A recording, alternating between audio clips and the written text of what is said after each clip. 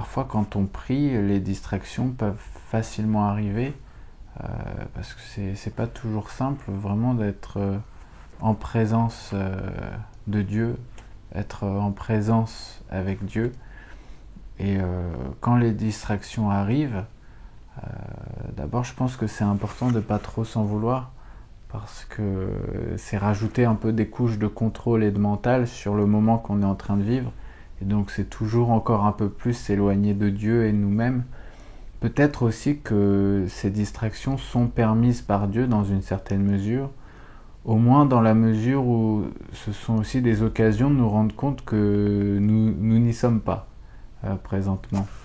Et donc ensuite je pense que c'est important vraiment de se calmer le plus possible. C'est vrai que c'est toujours facile à dire, mais les distractions, elles naissent un peu d'un souci de l'esprit qui va être un peu dans un mouvement comme ça, et, un peu en déraillement toujours. C'est un peu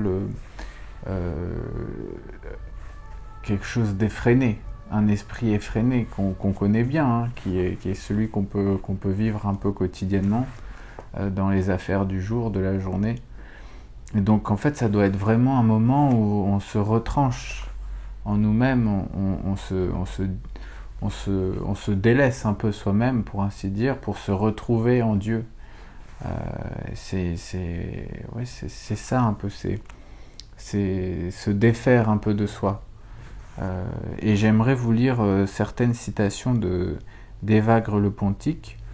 Donc c'était un orthodoxe qui a vécu au IVe siècle, et vous pouvez retrouver certaines de ces citations dans ce petit livre qui s'appelle Petite Philocalie de la prière du cœur.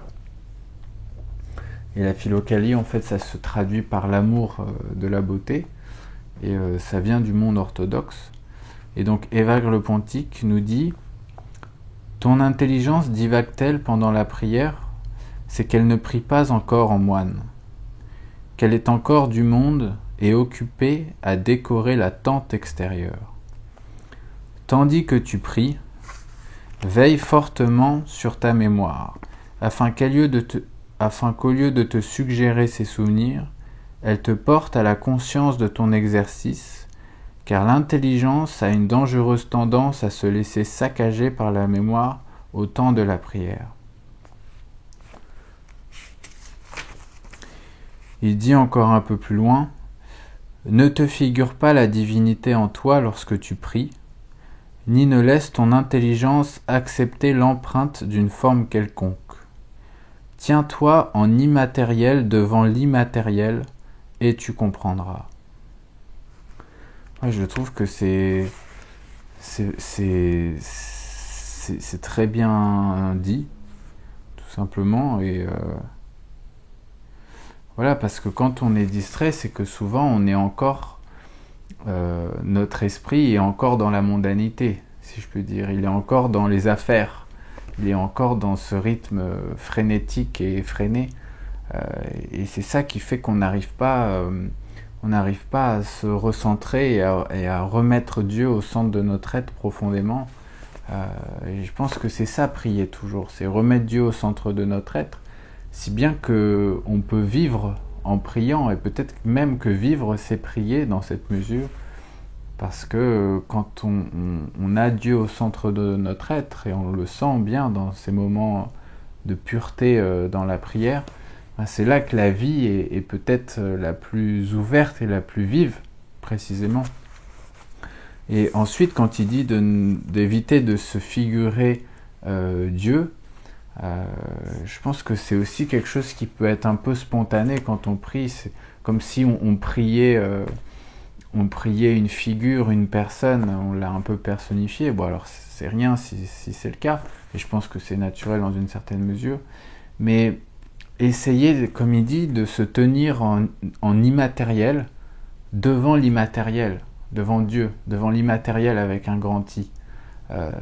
C'est-à-dire essayer de devenir esprit, comme il est dit dans le Nouveau Testament.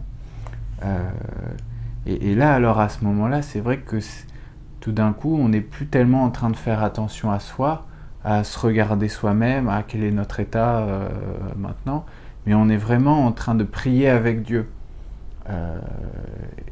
Et dans cet immatériel, dans cet esprit, on est tout d'un coup traversé aussi par le Saint-Esprit.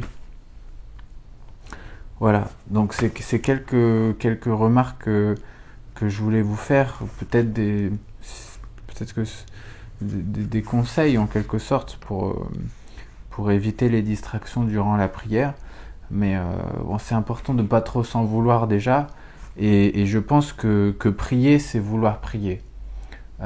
Et même si on n'est pas forcément touché par la grâce au moment où on prie, c'est pas grave, c'est pas ça qui est le signe d'une prière réussie.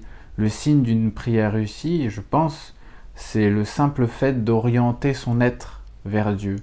Après, peu importe ce qui se passe en nous, mais à partir du moment où il y a cette volonté de rediriger notre être vers Dieu, là alors, pour ainsi dire, on rend grâce à Dieu, et donc c'est une prière réussie en ce sens.